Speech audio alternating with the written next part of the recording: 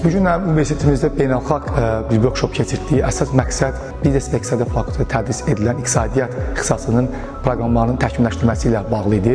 Bu proqramın təkmilləşdirilməsində biz son 4 aydır Oxford Universitetində fəaliyyət göstərən 3 alimlə birlikdə çalışırıq. Biz burada yeni fənləri daxil etmişik, hansı ki dünyanın güclü universitetlərində bu fənlər tədris edilir. Bunlar hansı fənlərdir?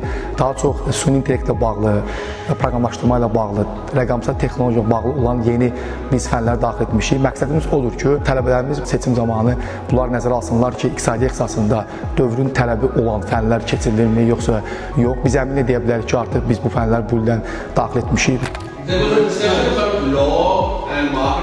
Our main motive is to bring the wisdom of University of Oxford and try our best to overhaul this degree into a world class. The ambition is eventually to make this degree a world class and at least leading economics degree in Azerbaijan and eventually global degree. Hal-hazırda biz Azərbaycanın gözəl güşəsi olan Xankəndində Qarabağ Universitetində iqtisadiyyat proqramının təkmilləşdirilməsi üçün digər kolleqalarımla birlikdə biz buradayıq. Bizim əsas hədəfimiz Qarabağ Universitetinin tələbələrini həm əmək bazarına hazırlamaq, həm də ki növbəti təhsil pillələri üçün onlara əlavə bilgilər verməkdir.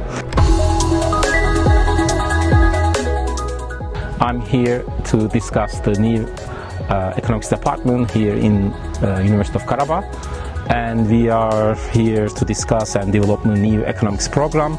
So we have been here for 3 days, and I think this is the most efficient and productive 3 days in my last couple of years. So we discussed and we met many great academics. All of them are, I believe, above the world standard.